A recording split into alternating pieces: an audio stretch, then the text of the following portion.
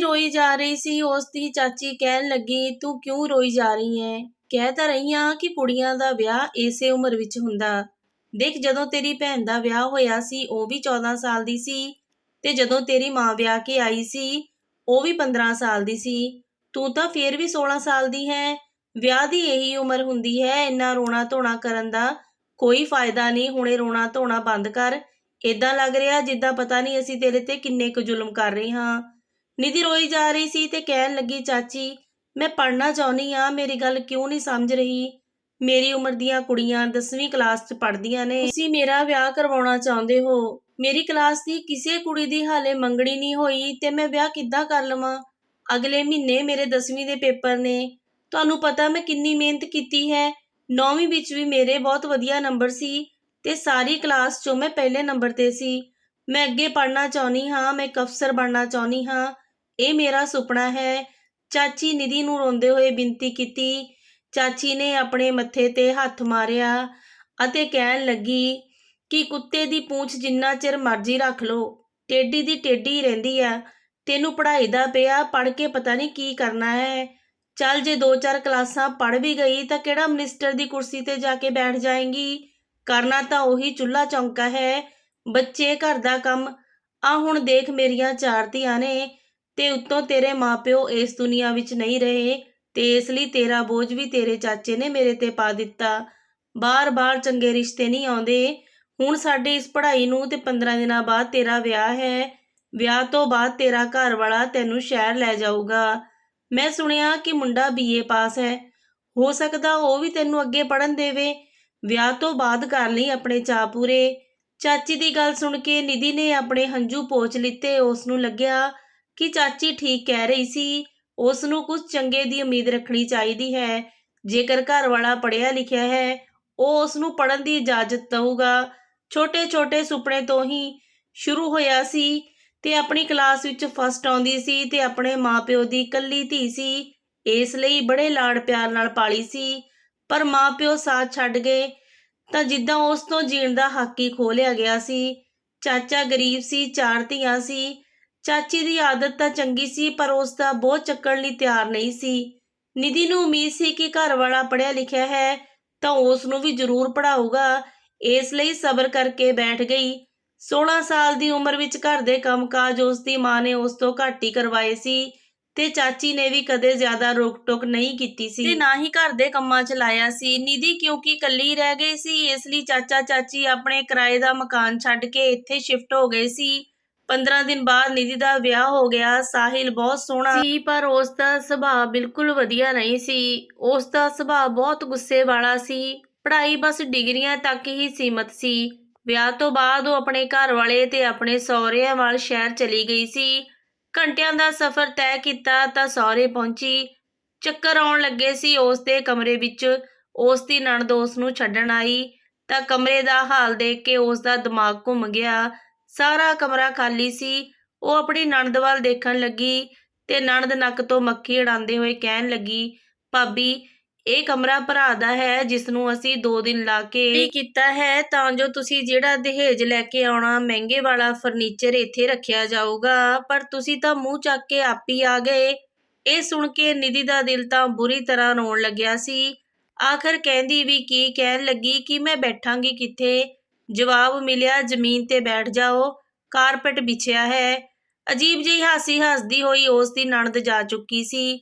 ਵਿਆਹ ਦੇ ਨਾਮ ਤੇ ਨਿਧੀ ਦਾ ਦਿਲ ਪਹਿਲਾਂ ਹੀ ਡਰਦਾ ਸੀ ਤੇ ਦਹੇਜ ਦੇ ਨਾਂ ਤੇ ਉਸ ਨੂੰ ਇੱਕ ਚੀਜ਼ ਵੀ ਨਹੀਂ ਦਿੱਤੀ ਗਈ ਸੀ। ਇਸ ਕਰਕੇ ਘਰ ਵਾਲੇ ਤੇ ਸਹੁਰਿਆਂ ਦਾ ਮੂਡ ਬਹੁਤ ਖਰਾਬ ਸੀ। ਉਹ ਅੱਖਾਂ ਤੋਂ ਹੰਝੂ ਪੋਂਛਦੀ ਹੋਈ ਕਲੀਨ ਤੇ ਬਹਿ ਗਈ ਤੇ ਨਾ ਜਾਣੇ ਹੁਣ ਉਸ ਦੇ ਨਾਲ ਕੀ ਹੋਣ ਵਾਲਾ ਸੀ। ਸਾਹਿਲ ਜਦੋਂ ਕਮਰੇ ਵਿੱਚ ਆਇਆ ਤਾਂ ਬਹੁਤ ਗੁੱਸੇ ਵਿੱਚ ਸੀ।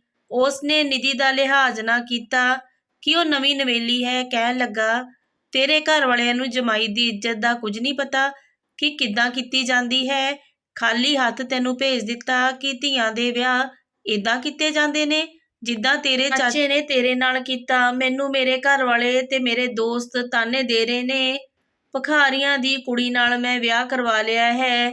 ਮੈਂ ਬਹੁਤ ਪਛਤਾ ਰਿਹਾ ਹਾਂ ਤੇਰੇ ਨਾਲ ਵਿਆਹ ਕਰਾ ਕੇ। ਸਾਹਿਲ ਉਸ ਨੂੰ ਲਗਾਤਾਰ ਗੁੱਸੇ ਵਿੱਚ ਬੋਲ ਰਿਹਾ ਸੀ। ਨਿਧੀ ਏਦਾਂ ਹੀ ਜ਼ਮੀਨ ਤੇ ਡਰੀ ਬੈਠੀ ਸੀ। ਨਿਧੀ ਕੀ ਕਹਿ ਸਕਦੀ ਸੀ, ਉਹ ਤਾਂ ਬਿਲਕੁਲ ਬੇਬਸ ਸੀ। ਸਾਹਿਲ ਨੇ ਜਦੋਂ ਨਿਧੀ ਨੂੰ ਚੁੱਪ ਦੇਖਿਆ ਤਾਂ ਉਸ ਦੇ ਹੱਥ ਨੂੰ ਫੜ ਕੇ ਜ਼ੋਰ ਦੀ ਖਿੱਚਿਆ ਤੇ ਅਗਲੇ ਹੀ ਪਲ ਸਾਹਿਲ ਨੇ ਉਸ ਨੂੰ ਛੱਡਿਆ ਤਾਂ ਉਹ ਮੂੰਹ ਦੇ ਬਲ ਜ਼ਮੀਨ ਤੇ ਗਿਰੀ। ਸਾਹਿਲ ਗੁੱਸੇ 'ਚ ਕਹਿਣ ਲੱਗਿਆ, ਤੂੰ ਇਸ ਕਾਬਲ ਨਹੀਂ ਕਿ ਮੇਰੇ ਨਾਲ ਮੇਰੇ ਬਿਸਤਰੇ ਤੇ ਸੌਵੇਂ। ਤੇਰੀ ਔਕਾਤ ਇੱਥੇ ਹੀ ਹੈ, ਜ਼ਮੀਨ ਤੇ। ਸਮਝ ਗਈ? ਨਿਧੀ ਬੇਬਸ ਹੋਈ ਰੋ ਰਹੀ ਸੀ। ਉਹ ਜਿੰਨੀ ਵੀ ਹੈਰਾਨ ਹੁੰਦੀ ਓਨਾ ਹੀ ਘੱਟ ਸੀ। ਉਸ ਨੂੰ ਆਪਣੇ ਘਰ ਵਾਲੇ ਤੋਂ ਏਦਾਂ ਦੇ ਵਰਤਾਅ ਦੀ ਬਿਲਕੁਲ ਉਮੀਦ ਨਹੀਂ ਸੀ। ਉਹ ਰੋਣ ਲੱਗੀ ਤੇ ਕਹਿਣ ਲੱਗੀ, ਸਾਹਿਲ ਮੇਰਾ ਕੀ ਕਸੂਰ ਹੈ? ਮੈਂ ਤਾਂ ਆਪ ਅਨਾਥ ਹਾਂ, ਮੈਂ ਕੀ ਕਰ ਸਕਦੀ ਹਾਂ? ਮੇਰਾ ਚਾਚਾ ਬਹੁਤ ਗਰੀਬ ਹੈ, ਉਹ ਮੈਨੂੰ ਕੀ ਦਹੇਜ ਦਿੰਦਾ? ਮੈਂ ਤੁਹਾਡੀ ਸੇਵਾ ਕਰੂੰਗੀ, ਤੁਹਾਡੇ ਘਰ ਵਾਲਿਆਂ ਨੂੰ ਮੇਰੇ ਤੋਂ ਕੋਈ ਸ਼ਿਕਾਇਤ ਨਹੀਂ ਹੋਊਗੀ। ਉਸ ਦਾ ਗੁੱਸਾ ਘੱਟ ਨਹੀਂ ਹੋ ਰਿਹਾ ਸੀ। ਕਹਿਣ ਲੱਗਿਆ, ਮੇਰੀ ਬਹੁਤ ਬੇਇੱਜ਼ਤੀ ਹੋਈ ਹੈ ਤੇਰੀ ਵਜ੍ਹਾ ਨਾਲ। ਮੈਂ ਆਪਣੇ ਦੋਸਤਾਂ ਨੂੰ ਮੂੰਹ ਦਿਖਾਉਣ ਦੇ ਕਾਬਲ ਨਹੀਂ ਰਿਹਾ। ਮੈਨੂੰ ਤੇਰੀ ਸ਼ਕਲ ਤੋਂ ਵੀ ਨਫ਼ਰਤ ਹੋ ਗਈ ਹੈ। ਦਫਾ ਹੋ ਜਾ ਇੱਥੋਂ। ਨਿਧੀ ਉਸੇ ਵਕਤ ਸਾਹਿਲ ਦਾ ਵਰਤਾਵ ਅਤੇ ਸਖਤ ਸੁਭਾਅ ਦੇਖ ਕੇ ਚੁੱਪ ਹੋ ਗਈ ਤੇ ਬਿਨਾਂ ਕੱਪੜੇ ਬਦਲੇ ਜ਼ਮੀਨ ਤੇ ਹੀ ਪੈ ਗਈ। ਸਾਹਿਲ ਨੇ ਇੱਕ ਵਾਰ ਵੀ ਉਸ ਨੂੰ ਦੂਸਰੇ ਕਮਰੇ ਵਿੱਚ ਲੈ ਕੇ ਜਾਣ ਨੂੰ ਨਹੀਂ ਕਿਹਾ ਸੀ, ਜਦੋਂ ਕਿ ਉਹ ਖੁਦ ਦੂਜੇ ਕਮਰੇ ਵਿੱਚ ਬਿਸਤਰੇ ਤੇ ਸੌਂ ਰਿਹਾ ਸੀ। ਸਵੇਰੇ ਸਵੇਰੇ ਸੱਸ ਨੇ ਕਮਰਾ ਬੁਰੀ ਤਰ੍ਹਾਂ ਖੜਕਾਇਆ। ਸਾਹਿਲ ਤਾਂ ਨੀਂਦ ਦਾ ਪੱਕਾ ਸੀ, ਇਸ ਲਈ ਜਦੋਂ ਨਿਧੀ ਨੇ ਦਰਵਾਜ਼ਾ ਖੋਲ੍ਹਿਆ ਤਾਂ ਉਸ ਦੇ ਹੋਸ਼ ਹੀ ਉੱਡ ਗਏ ਸੀ।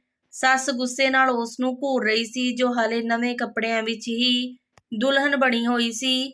ਰੋਣ ਕਰਕੇ ਉਸ ਦੇ ਮੂੰਹ ਤੇ ਕੱਜਲ ਬੁਰੀ ਤਰ੍ਹਾਂ ਫੈਲ ਗਿਆ ਸੀ। ਸੱਸ ਕਹਿਣ ਲੱਗੀ, ਬਾਹਰ ਆ ਕੇ ਸਾਰਿਆਂ ਲਈ ਨਾਸ਼ਤਾ ਬਣਾ ਦੇ। ਤੇਰੇ ਘਰ ਵਾਲੇ ਨੇ ਤਾਂ ਤੇਰੇ ਤੋਂ ਜਾਨ ਛੜਾਈ ਹੈ। ਤੇਰੇ ਵਰਗੀ ਕੁੜੀ ਨਾਲ ਆਪਣੇ ਪੁੱਤ ਦਾ ਵਿਆਹ ਕਰਵਾ ਕੇ ਮੈਂ ਤਾਂ ਪਛਤਾ ਰਹੀ ਹਾਂ। ਨਿਧੀ ਚੁੱਪਚਾਪ ਰਸੋਈ ਵਿੱਚ ਜਾ ਕੇ ਸਭ ਲਈ ਨਾਸ਼ਤਾ ਬਣਾਉਣ ਲੱਗੀ, ਪਰ ਉਸ ਨੂੰ ਕੰਮ ਦੀ ਇੰਨੀ ਆਦਤ ਨਹੀਂ ਸੀ, ਇਸ ਲਈ ਬਾਰ-ਬਾਰ ਉਸ ਦਾ ਹੱਥ ਜਲ ਜਾ ਰਿਹਾ ਸੀ। ਕਾਫੀ ਦੇਰ ਉਹ ਰਸੋਈ ਵਿੱਚ ਲੱਗੀ ਰਹੀ। ਉਸ ਤੋਂ ਠੀਕ ਤਰ੍ਹਾਂ ਨਾਸ਼ਤਾ ਨਹੀਂ ਬਣ ਰਿਹਾ ਸੀ। ਫਿਰ ਉਸ ਦੀ ਸੱਸ ਰਸੋਈ ਵਿੱਚ ਆਈ ਅਤੇ ਉਸ ਨੂੰ ਦੇਖ ਕੇ ਗੁੱਸੇ ਹੋਣ ਲੱਗੀ ਕਿ ਕਿੰਨੀ ਸੁਸਤ ਹੈ ਤੂੰ, ਇੰਨਾ ਸਮਾਂ ਲੱਗਦਾ ਨਾਸ਼ਤਾ ਬਣਾਉਣ ਵਿੱਚ। ਸੱਸ ਨੇ ਉਸ ਉੱਤੋਂ ਬੋਲਣਾ ਸ਼ੁਰੂ ਕਰ ਦਿੱਤਾ, ਕਹਿਣ ਲੱਗੀ, ਜਿਸ ਤਰ੍ਹਾਂ ਦਾ ਤੂੰ ਨਾਸ਼ਤਾ ਬਣਾ ਰਹੀ ਹੈ ਉਸ ਤੋਂ ਲੱਗਦਾ ਕਿ ਦੁਪਹਿਰ ਦੀ ਰੋਟੀ ਦਾ ਸਮਾਂ ਹੋ ਜਾਣਾ। ਨਿਧੀ ਰੋਣ ਲੱਗੀ। ਹਾਲੇ 16 ਸਾਲਾਂ ਦੀ ਵੀ ਨਹੀਂ ਹੋਈ ਸੀ ਕਿ ਪੂਰੇ ਘਰ ਦੀ ਜ਼ਿੰਮੇਵਾਰੀ ਉਸ ਤੇ ਆ ਗਈ। ਘਰ ਦੀ ਸਫਾਈ ਤੋਂ ਲੈ ਕੇ ਖਾਣਾ, ਹਰ ਚੀਜ਼ ਦੀ ਜ਼ਿੰਮੇਵਾਰੀ ਉਸ 16 ਸਾਲ ਦੀ ਨਿਧੀ ਤੇ ਸੀ, ਜੋ ਕਿ ਉਸ ਦੀ ਸੱਸ ਨੇ ਪਾ ਦਿੱਤੀ ਸੀ। ਨਾ ਉਸ ਨੂੰ ਕੰਮ ਸਿਖਾਇਆ ਗਿਆ, ਨਾ ਹੀ ਕੁਝ ਸਮਝਾਇਆ ਗਿਆ, ਬਸ ਉਸ ਤੇ ਜ਼ਿੰਮੇਵਾਰੀਆਂ ਪਾ ਦਿੱਤੀਆਂ। ਥੋੜੀ ਜਿਹੀ ਗਲਤੀ ਤੇ ਘਰ 'ਚ ਤੂਫਾਨ ਖੜਾ ਕਰ ਦਿੰਦੀ। ਫਿਰ ਸਾਹਿਲ ਦਾ ਸੁਭਾਅ ਵੀ ਇਦਾਂ ਦਾ ਹੀ ਸੀ। ਉਸ ਦਾ ਸੁਭਾਅ ਹਮਦਰਦੀ ਵਾਲਾ ਨਹੀਂ ਸੀ। ਹਰ ਵਕਤ ਉਸ ਨੂੰ ਦਹੇਜ ਦੇ ਤਾਨੇ ਦਿੰਦਾ ਰਹਿੰਦਾ ਅਤੇ ਉਸ ਨੂੰ ਜ਼ਮੀਨ ਤੇ ਸੁਲਾਉਂਦਾ ਤੇ ਆਪ ਆਪਣੇ ਫਰਨੀਚਰ ਕਮਰੇ ਵਿੱਚ ਰੱਖ ਲਿਆ ਸੀ। ਫਿਰ ਵੀ ਉਹ ਉਸ ਨੂੰ ਜ਼ਮੀਨ ਤੇ ਸੁਲਾਉਂਦਾ ਸੀ। ਇੱਕ ਵਾਰੀ ਸਾਰੇ ਮਹਿਮਾਨ ਸਾਹਿਲ ਦੇ ਘਰ ਆਏ। ਸਭ ਦਾ ਖਾਣਾ ਇਕੱਲੀ ਨਿਧੀ ਨੇ ਬਣਾਇਆ। ਸਾਰੇ ਟੇਬਲ ਤੇ ਬਹਿ ਕੇ ਰੋਟੀ ਖਾਣ ਲੱਗੇ ਤਾਂ ਨਿਧੀ ਨੇ ਵੀ ਕੁਰਸੀ ਖਿੱਚ ਕੇ ਬੈਠਣ ਲੱਗੀ ਤਾਂ ਸਾਰੇ ਮਹਿਮਾਨਾਂ ਦੇ ਸਾਹਮਣੇ ਲਿਹਾਜ਼ ਨਾ ਕੀਤਾ। ਕਹਿਣ ਲੱਗਿਆ, ਤੇਰੀ ਇੰਨੀ ਔਕਾਤ ਨਹੀਂ ਕਿ ਤੂੰ ਸਾਡੇ ਨਾਲ ਬੈਠ ਕੇ ਖਾਵੇਂ। ਜ਼ਮੀਨ ਦੇਖ ਰਹੀ ਹੈ, ਉੱਥੇ ਜਾ ਕੇ ਬੈਠ ਜਾ। ਜਦੋਂ ਅਸੀਂ ਸਾਰੇ ਖਾ ਲਵਾਂਗੇ ਤਾਂ ਜੋ ਪਲੇਟਾਂ ਵਿੱਚ ਬਚ ਜਾਊ ਉਹ ਤੈਨੂੰ ਮਿਲ ਜਾਊਗਾ। ਤੇਰੀ ਇਹੀ ਔਕਾਤ ਹੈ, ਅਨਾਥ ਕਿਸੇ ਥਾਂ ਦੀ। ਸਾਹਿਲ ਦੀ ਗੱਲ ਸੁਣ ਕੇ ਨਿਧੀ ਬਹੁਤ ਰੋਈ ਕਿ ਅਨਾਥ ਹੋਣ 'ਚ ਉਸ ਦਾ ਕੀ ਕਸੂਰ ਸੀ? ਕੀ ਉਸ ਨੇ ਆਪਣੇ ਮਾਂ-ਪਿਓ ਨੂੰ ਮਾਰ ਦਿੱਤਾ ਸੀ? ਕੀ ਸਿਰਫ ਮਾਂ-ਪਿਓ ਦੇ ਜ਼ਿੰਦਾ ਹੋਣਾ ਅਤੇ ਦਹੇਜ ਨਾਲ ਹੀ ਔਰਤ ਦੀ ਜ਼ਿੰਦਗੀ ਵਿੱਚ ਖੁਸ਼ੀਆਂ ਆਉਂਦੀਆਂ ਨੇ? ਖੈਰ, ਉਹ ਪੱਥਰ ਦੀ ਮੂਰਤ ਸੀ। ਸਾਹਿਲ ਦੇ ਕਹੇ ਅਨੁਸਾਰ ਬੈਠ ਗਈ। ਸਾਰੇ ਮਹਿਮਾਨ ਸਾਹਿਲ ਦੀਆਂ ਤਾਰੀਫਾਂ ਕਰ ਰਹੇ ਸੀ ਕਿ ਉਸ ਨੇ ਆਪਣੀ ਘਰਵਾਲੀ ਨੂੰ ਕਾਬੂ ਵਿੱਚ ਰੱਖਿਆ ਹੈ। ਸਾਰੇ ਮਹਿਮਾਨ ਰੋਟੀ ਖਾ ਕੇ ਜਾ ਚੁੱਕੇ ਤਾਂ ਸਭ ਦੀਆਂ ਪਲੇਟਾਂ ਵਿੱਚੋਂ ਜੂਠਾ ਖਾਣਾ ਇੱਕ ਪਲੇਟ ਵਿੱਚ ਪਾ ਕੇ ਸਾਹਿਲ ਨੇ ਨਿਧੀ ਦੇ ਸਾਹਮਣੇ ਜ਼ਮੀਨ ਤੇ ਰੱਖ ਦਿੱਤਾ ਤੇ ਕਹਿਣ ਲੱਗਿਆ, ਖਾ, ਤੇਰੀ ਇਹੀ ਔਕਾਤ ਹੈ। ਬਦਲੇ ਵਿੱਚ ਨਿਧੀ ਨੇ ਇੱਕ ਹੌਂਕਾ ਲੈਂਦੇ ਹੋਏ ਸਾਹਿਲ ਨੂੰ ਦੇਖਿਆ ਤੇ ਉਹੀ ਖਾਣਾ ਚੁੱਕ ਕੇ ਉਹ ਖਾਣ ਲੱਗੀ। ਇੱਕ ਵਾਰੀ ਨਿਧੀ ਖਾਣਾ ਬਣਾ ਰਹੀ ਸੀ ਕਿ ਉੱਥੇ ਪੁਰਾਣੇ ਅਖਬਾਰ ਪਏ ਸੀ। ਉਸ ਨੇ ਇੱਕ ਪੇਪਰ ਚੁੱਕਿਆ ਤੇ ਪੜ੍ਹਨ ਲੱਗੀ। ਉਸ ਨੂੰ ਪੜ੍ਹਨ ਦਾ ਬਹੁਤ ਸ਼ੌਂਕ ਸੀ, ਪਰ ਚਾਚੀ ਨੇ ਸਕੂਲ ਛਡਵਾ ਕੇ ਉਸ ਦਾ ਵਿਆਹ ਕਰ ਦਿੱਤਾ ਅਤੇ ਉਸ ਤੇ ਬਹੁਤ ਜ਼ੁਲਮ ਕੀਤਾ ਸੀ। ਪੇਪਰ ਪੜ੍ਹਨ ਵਿੱਚੋਂ ਇੰਨੀ ਮਗਨ ਹੋ ਗਈ ਕਿ ਉਸ ਨੂੰ ਪਤਾ ਹੀ ਨਾ ਲੱਗਿਆ ਕਿ ਸਾਰਾ ਖਾਣਾ ਜਲ ਗਿਆ ਸੀ। ਖਾਣੇ ਦੀ ਬਦਬੂ ਆਈ ਤਾਂ ਉਸ ਦੀ ਸੱਸ ਜਦ ਰਸੋਈ ਵਿੱਚ ਆਈ ਕਹਿਣ ਲੱਗੀ, ਕਰਮਾ ਜਲੀਏ ਤੂੰ ਕੀ ਕਰ ਦਿੱਤਾ, ਸਾਰਾ ਖਾਣਾ ਹੀ ਜਲਾ ਦਿੱਤਾ। ਇਹ ਸੁਣ ਕੇ ਨਿਧੀ ਬੁਰੀ ਤਰ੍ਹਾਂ ਡਰ ਗਈ।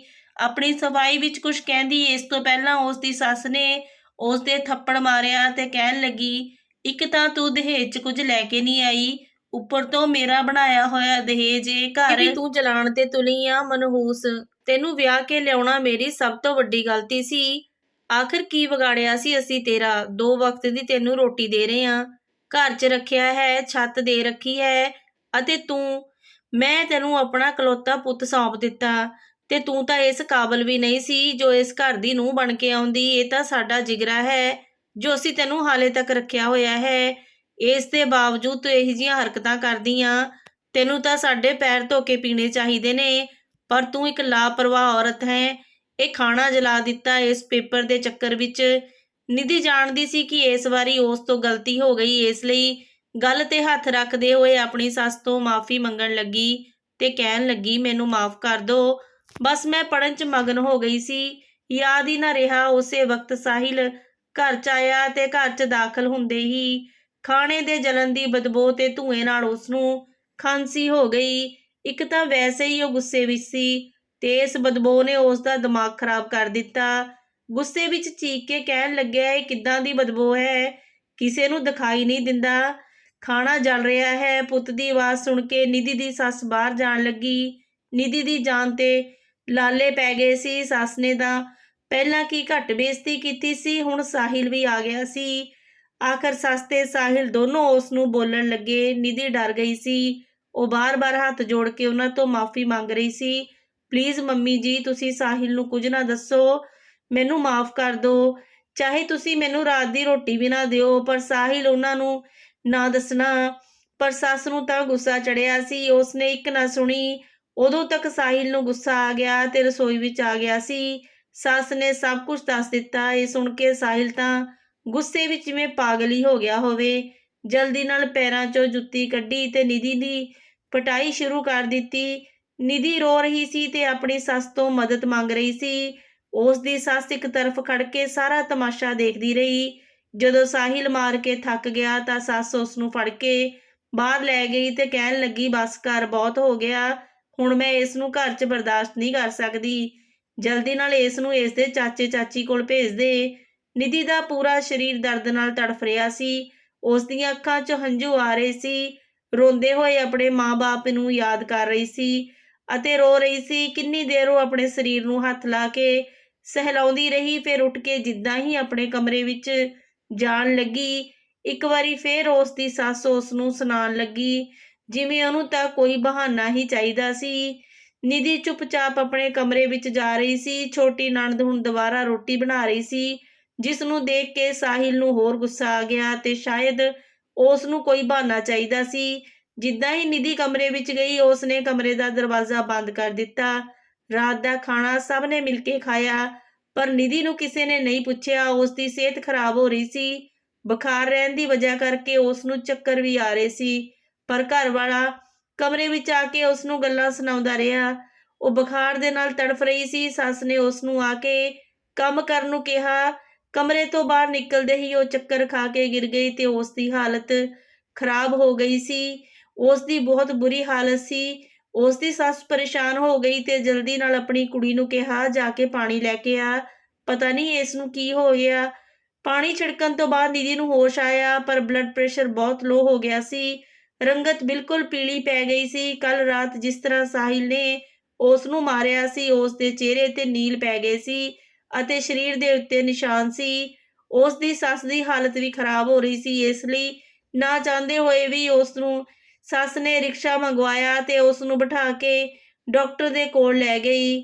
ਲੇਡੀ ਡਾਕਟਰ ਨੇ ਉਸ ਦਾ ਚੈੱਕਅਪ ਕੀਤਾ ਅਤੇ ਉਸ ਨੇ ਪੁੱਛਿਆ ਕਿ ਇਹ ਨਿਸ਼ਾਨ ਕਿਹੇ ਜਿਹੇ ਹਨ, ਇਹ ਸੱਟਾਂ ਕਿੱਦਾਂ ਲੱਗੀਆਂ। ਇਹ ਸੁਣ ਕੇ ਉਸ ਦੀ ਸੱਸ ਨੇ ਜਲਦੀ ਨਾਲ ਕਿਹਾ, ਪੌੜੀਆਂ ਵਿੱਚੋਂ ਗਿਰ ਗਈ, ਇਸ ਲਈ ਸੱਟ ਲੱਗੀ ਹੈ। ਇਹ ਸੁਣ ਕੇ ਡਾਕਟਰ ਨੇ ਇੱਕ ਨਜ਼ਰ ਸੱਸ ਵੱਲ ਦੇਖਿਆ ਅਤੇ ਫਿਰ ਦਵਾਈਆਂ ਲਿਖਦੇ ਹੋਏ ਕਹਿਣ ਲੱਗੀ, ਜੋ ਵੀ ਹੈ, ਤੁਸੀਂ ਆਪਣੀ ਨੂੰਹ ਦਾ ਧਿਆਨ ਰੱਖੋ, ਇਸ ਨੂੰ ਸਮੇਂ ਤੇ ਖਾਣਾ ਪਾਣੀ ਦਿਓ, ਕੋਸ਼ਿਸ਼ ਕਰੋ ਦੁਬਾਰਾ ਇਸ ਤਰ੍ਹਾਂ ਨਾ ਗਿਰੇ। ਉਸ ਦੇ ਸਰੀਰ ਤੇ ਜੋ ਨਿਸ਼ਾਨ ਨੇ ਇਹ ਸਹੀ ਨਹੀਂ, ਕਿਉਂਕਿ ਇਹ ਮਾਂ ਬਣਨ ਵਾਲੀ ਹੈ। ਇਹ ਸ਼ਬਦ ਸੁਣਿਆ ਹੀ ਸੀ ਕਿ ਨਿਧੀ ਦੀ ਧੜਕਣ ਇੱਕ ਵਾਰੀ ਰੁਕ ਗਈ। ਉਹ ਆਪਣੀ ਸੱਸ ਨੂੰ ਦੇਖ ਰਹੀ ਸੀ। ਉਸ ਦੀ ਸੱਸ ਦੇ ਚਿਹਰੇ ਤੇ ਖੁਸ਼ੀ ਆ ਗਈ ਸੀ। ਨਿਧੀ ਨੂੰ ਯਕੀਨ ਨਹੀਂ ਆ ਰਿਹਾ ਸੀ ਕਿ ਇੰਨੀ ਵੱਡੀ ਖੁਸ਼ੀ ਮਿਲਣ ਵਾਲੀ ਹੈ। ਉਸਨੇ ਸੋਚਿਆ ਕੀ ਹੋ ਸਕਦਾ, ਪਿਓ ਬਣਨ ਦੀ ਖਬਰ ਸੁਣ ਕੇ ਸਾਹਿਲ ਦਾ ਵਰਤਾਓ ਉਸ ਨਾਲ ਚੰਗਾ ਹੋ ਜਾਵੇ ਤਾਂ ਸ਼ਾਇਦ ਜ਼ਿੰਦਗੀ ਵਿੱਚ ਕੁਝ ਖੁਸ਼ੀ ਆ ਜਾਵੇ। ਘਰ ਜਾ ਕੇ ਸੱਸ ਨੇ ਮਠਿਆਈ ਦਾ ਡੱਬਾ ਲਿਆਂਦਾ। ਸਭ ਤੋਂ ਸਾਹਿਲ ਨੂੰ ਮਠਿਆਈ ਖਵਾਈ, ਫਿਰ ਉਸ ਨੂੰ ਦੱਸਿਆ ਕਿ ਉਹ ਪਿਓ ਬਣਨ ਵਾਲਾ ਹੈ। ਇਹ ਸੁਣ ਕੇ ਉਸ ਦੇ ਚਿਹਰੇ ਤੇ ਹਲਕੀ ਜਿਹੀ ਮੁਸਕਰਾਹਟ ਆ ਗਈ, ਪਰ ਅਗਲੇ ਹੀ ਪਲ ਉਸਨੇ ਸਖਤੀ ਨਾਲ ਨਿਧੀ ਦਾ ਮੂੰਹ ਦਬੋਚ ਦਿੱਤਾ ਤੇ ਕਹਿਣ ਲੱਗਿਆ, ਮੈਨੂੰ ਮੁੰਡਾ ਚਾਹੀਦਾ ਹੈ, ਸਮਝ ਰਹੀ ਹੈ? ਜੇ ਤੂੰ ਕੁੜੀ ਪੈਦਾ ਕੀਤੀ ਫੇਰ ਦੇਖੀ ਤੈਨੂੰ ਉਸੇ ਸਮੇਂ ਤਲਾਕ ਦੇ ਦੂੰਗਾ। ਨਿਧੀ ਡਰ ਗਈ ਸੀ, ਭਲਾ ਇਸ ਮਾਮਲੇ ਵਿੱਚ ਉਹ ਕੀ ਕਰ ਸਕਦੀ ਸੀ। ਉਸ ਦੇ ਹੱਥ ਵਿੱਚ ਤਾਂ ਨਹੀਂ ਸੀ ਮੁੰਡਾ ਜਾਂ ਕੁੜੀ ਪੈਦਾ ਕਰਨਾ, ਇਹ ਤਾਂ ਪਰਮਾਤਮਾ ਦੇ ਹੱਥ ਵਿੱਚ ਸੀ। 9 ਮਹੀਨੇ ਤਾਂ ਉਸ ਨੂੰ ਸਹੂਲਤ ਦਿੱਤੀ ਗਈ, ਰੋਟੀ ਪਾਣੀ ਸਮੇਂ ਤੇ ਦਿੱਤਾ ਜਾਂਦਾ, ਸਾਹਿਲ ਵੀ ਉਸ ਲਈ ਫਲ ਲੈ ਕੇ ਆਉਂਦਾ, ਦਵਾਈ ਟਾਈਮ ਤੇ ਦਿੱਤੀ ਜਾਂਦੀ, ਘਰ ਦੇ ਕੰਮਾਂ ਦੇ ਬੋਝ ਵੀ ਉਸ ਤੋਂ ਹਟਾ ਦਿੱਤੇ ਗਏ ਸੀ। ਪਰ 9 ਮਹੀਨਿਆਂ ਬਾਅਦ ਜਦ ਡਾਕਟਰ ਨੇ ਦੱਸਿਆ ਕਿ ਉਸ ਨੇ ਸੋਹਣੀ ਜਿਹੀ ਧੀ ਨੂੰ ਜਨਮ ਦਿੱਤਾ ਤਾਂ ਇੱਕ ਵਾਰੀ ਫੇਰ ਉਸ ਦੀ ਸੱਸ ਉਸ ਤੇ ਜ਼ੁਲਮ ਕਰਨ ਲੱਗੀ। ਉਹ ਹਸਪਤਾਲ ਵਿੱਚ ਆਪਣੀ ਸੱਸ ਦੇ ਨਾਲ ਆਈ ਸੀ ਕਿਉਂਕਿ ਕੁਝ ਦਿੱਕਤ ਦੀ ਵਜ੍ਹਾ ਨਾਲ ਉਸ ਦੀ ਡਿਲੀਵਰੀ ਵਿੱਚ ਦੇਰੀ ਹੋ ਰਹੀ, ਇਸ ਲਈ ਉਸ ਦੀ ਸੱਸ ਵੀ ਥੱਕੀ ਹਾਰੀ ਘਰ ਵਾਪਸ ਚਲੀ ਗਈ। ਉਹ ਇਕੱਲੇ ਹੀ ਹਸਪਤਾਲ ਵਿੱਚ ਸੀ। ਜਦੋਂ ਆਪਣੀ ਧੀ ਨੂੰ ਲੈ ਕੇ ਘਰ ਪਹੁੰਚੀ ਤਾਂ ਘਰ ਵਿੱਚ ਨਣਦ, ਉਸ ਦੀ ਸੱਸ ਤੇ ਘਰ ਵਾਲਾ ਬੈਠੇ ਸਾਰੇ ਰੋਟੀ ਖਾ ਰਹੇ ਸੀ ਤੇ ਨਿਧੀ ਨੂੰ ਦੇਖ ਕੇ ਸਭ ਦੇ ਚਿਹਰੇ ਤੇ ਮੁਸਕਰਾਹਟ ਆ ਗਈ। ਸਭ ਤੋਂ ਪਹਿਲਾਂ ਸਾਹਿਲ ਨੇ ਕਿਹਾ, ਕੀ ਲੈ ਕੇ ਆਈ ਹੈ, ਮੁੰਡਾ ਜਾਂ ਕੁੜੀ? ਇਹ ਸੁਣ ਕੇ ਨਿਧੀ ਨੇ ਮੁਸਕਰਾਉਂਦੇ ਹੋਏ ਕਿਹਾ, ਕੁੜੀ ਹੈ, ਤੁਸੀਂ ਇੱਕ ਧੀ ਦੇ ਪਿਓ ਬਣ ਗਏ ਹੋ। ਇੰਨਾ ਹੀ ਸੁਣਨਾ ਸੀ ਕਿ ਮਾਰੇ ਗੁੱਸੇ ਦੇ ਸਾਹਿਲ ਨੇ ਖੜੇ ਖੜੇ ਉਸ ਨੂੰ ਤਲਾਕ ਦੇ ਦਿੱਤਾ। ਕਹਿਣ ਲੱਗਿਆ ਕਿ ਮੈਂ ਆਪਣੀ ਗੱਲ ਦਾ ਪੱਕਾ ਹਾਂ, ਮੈਂ ਤੈਨੂੰ ਤਲਾਕ ਦਵਾਂਗਾ। ਇਹ ਸੁਣ ਕੇ ਨਿਧੀ ਹੈਰਾਨ ਹੋ ਗਈ ਸੀ ਕਿਉਂਕਿ ਉਸ ਨੇ ਪਹਿਲਾਂ ਹੀ ਤਲਾਕ ਦੇ ਪੇਪਰ ਤਿਆਰ ਕਰਵਾ ਲਏ ਸੀ। ਹੁਣ ਜਿੱਥੋਂ ਆਈ ਹੈ ਉੱਥੇ ਹੀ ਦਫਾ ਹੋ ਜਾ। ਇਹ ਸੁਣ ਕੇ ਨਿਧੀ ਦੇ ਚਿਹਰੇ ਤੇ ਹੰਝੂ ਆ ਗਏ, ਪਰ ਅਗਲੇ ਹੀ ਪਲ ਉਹ ਮੁਸਕਰਾਈ ਕਿਉਂਕਿ ਇਸ ਉਮਰ ਕੈਦ ਤੋਂ ਉਹਨੂੰ ਰਿਹਾਈ ਮਿਲ ਰਹੀ ਸੀ। ਉਸਨੇ ਆਪਣਾ ਸਮਾਨ ਚੁੱਕਿਆ ਤੇ ਆਪਣੀ ਧੀ ਨੂੰ ਲੈ ਕੇ ਹੱਸਦੀ ਮੁਸਕਰਾਉਂਦੀ ਘਰ ਤੋਂ ਚਲੀ ਗਈ। ਇਹ ਦੇਖ ਕੇ ਉਸ ਦਾ ਘਰ ਵਾਲਾ ਜਲ ਗਿਆ ਸੀ ਕਿਉਂਕਿ ਉਹ ਇਕੱਲੇ ਹੀ ਇੰਨਾ ਲੰਬਾ ਸਫ਼ਰ ਤੈਅ ਕਰਕੇ ਪੇਕੇ ਆਈ ਸੀ। ਚਾਚੀ ਨੇ ਜਦੋਂ ਉਸ ਨੂੰ ਦੇਖਿਆ ਤਾਂ ਕਈ ਸਵਾਲ ਕੀਤੇ। ਚਾਚਾ ਤਾਂ ਗੁੱਸੇ ਵਿੱਚ ਉਸ ਨੂੰ ਮਾਰਨ ਤੱਕ ਆਇਆ ਸੀ ਅਤੇ ਕਹਿ ਰਿਹਾ ਸੀ ਤੇ ਤੂੰ ਇੱਥੇ ਕਿੱਦਾਂ ਆ ਗਈ। ਉਸ ਨੂੰ ਬਾਰ-ਬਾਰ ਗੁੱਸੇ ਵਿੱਚ ਬਹੁਤ ਕੁਝ ਕਹਿ ਰਿਹਾ ਸੀ, ਪਰ ਨਿਧੀ ਚੁੱਪ ਸੀ ਕਿਉਂਕਿ ਉਹ ਕਿਸੇ ਗੱਲ ਦਾ ਜਵਾਬ ਨਹੀਂ ਦੇਣਾ ਚਾਹੁੰਦੀ ਸੀ। ਉਸ ਦੇ ਚਾਚੇ ਨੇ ਕਿਹਾ, ਅਜਿਹਾ ਤੂੰ ਕੀ ਕੀਤਾ ਜੋ ਉਸਨੇ ਤੈਨੂੰ ਤਲਾਕ ਦੇ ਦਿੱਤਾ? ਸਿਰਫ ਧੀ ਪੈਦਾ ਕਰਨਾ ਤਾਂ ਕੋਈ ਵੱਡੀ ਗੱਲ ਨਹੀਂ, ਤੂੰ ਵਾਪਸ ਜਾ, ਕੁਝ ਵੀ ਹੋਵੇ ਮੈਂ ਤੈਨੂੰ ਨਹੀਂ ਰੱਖ ਸਕਦਾ। ਇੰਨਾ ਸੁਣਨਾ ਸੀ ਕਿ ਪਹਿਲੀ ਵਾਰੀ ਨਿਧੀ ਨੇ ਆਪਣਾ ਮੂੰਹ ਖੋਲ੍ਹਿਆ। ਕਹਿਣ ਲੱਗੀ, ਇਹ ਘਰ ਮੇਰਾ ਹੈ, ਮੇਰੇ ਪਿਓ ਦੀ ਜਾਇਦਾਦ ਹੈ ਤੇ ਇਸ ਤੇ ਮੇਰਾ ਹੱਕ ਹੈ। ਜੇ ਤੁਹਾਨੂੰ ਇੱਥੇ ਰਹਿਣ 'ਚ ਕੋਈ ਦਿੱਕਤ ਆ ਤਾਂ ਤੁਸੀਂ ਇੱਥੋਂ ਜਾ ਸਕਦੇ ਹੋ ਕਿਉਂਕਿ ਮੈਂ ਨਹੀਂ ਜਾਵਾਂਗੀ। ਇਹ ਘਰ ਮੇਰਾ ਹੈ, ਮੇਰੇ ਬਾਅਦ ਮੇਰੀ ਧੀ ਦਾ ਹੈ। ਉਸ ਦਿਨ ਤੇ ਅੱਜ ਦਾ ਦਿਨ ਕਦੀ ਚਾਚੇ ਨੇ ਆਪਣੀ ਜ਼ੁਬਾਨ ਨਿਧੀ ਦੇ ਸਾਹਮਣੇ ਨਹੀਂ ਖੋਲ੍ਹੀ ਸੀ। ਨਿਧੀ ਨੇ ਹਿੰਮਤ ਨਹੀਂ ਹਾਰੀ ਸੀ। ਉਸ ਨੇ ਆਪਣੀ ਪੜ੍ਹਾਈ ਦੁਬਾਰਾ ਸ਼ੁਰੂ ਕੀਤੀ। ਆਪਣੇ ਪਿਓ ਦੇ ਕਾਰੋਬਾਰ ਨੂੰ ਜੋ ਚਾਚਾ ਜੀ ਸੰਭਾਲ ਰਹੇ ਸੀ ਆਪਣੀ ਨਿਗਰਾਨੀ ਵਿੱਚ ਕਰ ਲਿਆ ਅਤੇ ਉਹ ਆਪਣੀ ਧੀ ਦਾ ਖਿਆਲ ਵੀ ਰੱਖਦੀ। ਨਾਲ-ਨਾਲ ਟਿਊਸ਼ਨਾਂ ਪੜ੍ਹਾਉਣ ਲੱਗੀ ਸੀ। ਜਿੱਦਾਂ ਹੀ ਉਸ ਨੂੰ ਉੱਚੀ ਪੜ੍ਹਾਈ ਹਾਸਲ ਹੋਈ, ਉਸ ਨੇ ਆਪਣੀ ਕੁੜੀ ਨੂੰ ਸਕੂਲ ਵਿੱਚ ਪਾ ਦਿੱਤਾ। ਇੱਦਾਂ ਕਰਕੇ ਉਸ ਨੇ ਆਪਣੀ ਧੀ ਨੂੰ ਵੱਡਾ ਕੀਤਾ। ਉਸ ਦੀ ਧੀ ਪਰੀ 15 ਸਾਲ ਦੀ ਹੋ ਗਈ ਸੀ, ਬਿਲਕੁਲ ਆਪਣੀ ਮਾਂ ਵਰਗੀ ਸੀ। ਉਹ ਜਾਣਦੀ ਸੀ ਕਿ ਉਸ ਦੀ ਮਾਂ ਨੇ ਕਿੰਨੀਆਂ ਮੁਸ਼ਕਲਾਂ ਨਾਲ ਉਸ ਨੂੰ ਪਾਲਿਆ ਹੈ। ਇੱਕ ਮਜ਼ਬੂਤ ਤੇ ਨਾ ਡਰਨ ਵਾਲੀ, ਆਪਣੇ ਫੈਸਲੇ ਆਪ ਕਰਨ ਵਾਲੀ ਕੁੜੀ ਬਣਾਇਆ ਸੀ। ਇੱਕ ਦਿਨ ਪਰੀ ਜਦੋਂ ਸਕੂਲ ਤੋਂ ਵਾਪਸ ਆਈ ਤਾਂ ਉਸ ਦੇ ਨਾਲ ਇੱਕ ਇਨਸਾਨ ਸੀ। ਘਰ ਵਿੱਚ ਆਈ ਤਾਂ ਉਸ ਦੀ ਆਵਾਜ਼ ਸੁਣ ਕੇ ਨਿਧੀ ਆਈ ਤੇ ਪਰੇਸ਼ਾਨ ਹੋ ਕੇ ਕਹਿਣ ਲੱਗੀ, ਕੀ ਹੋਇਆ, ਸਭ ਠੀਕ ਤਾਂ ਹੈ? ਪਰੀ ਕਹਿਣ ਲੱਗੀ, ਮੈਨੂੰ ਇੱਕ ਭਿਖਾਰੀ ਮਿਲਿਆ ਜੋ ਬੜਾ ਹੀ ਭੁੱਖਾ ਸੀ, ਤੁਸੀਂ ਪਲੀਜ਼ ਇਹਨੂੰ ਖਾਣਾ ਤਾਂ ਦੇ ਦਿਓ। ਇਹ ਸੁਣ ਕੇ ਨਿਧੀ ਨੇ ਆਪਣੀ ਧੀ ਦੇ ਸਿਰ ਤੇ ਹੱਥ ਰੱਖਿਆ ਤੇ ਕਹਿਣ ਲੱਗੀ, ਮੈਂ ਹੁਣੇ ਉਸ ਨੂੰ ਰੋਟੀ ਦਿੰਨੀ ਆ, ਤੂੰ ਫਰੈਸ਼ ਹੋ ਕੇ ਆਪਣੀ ਵਰਦੀ ਬਦਲ ਲੈ।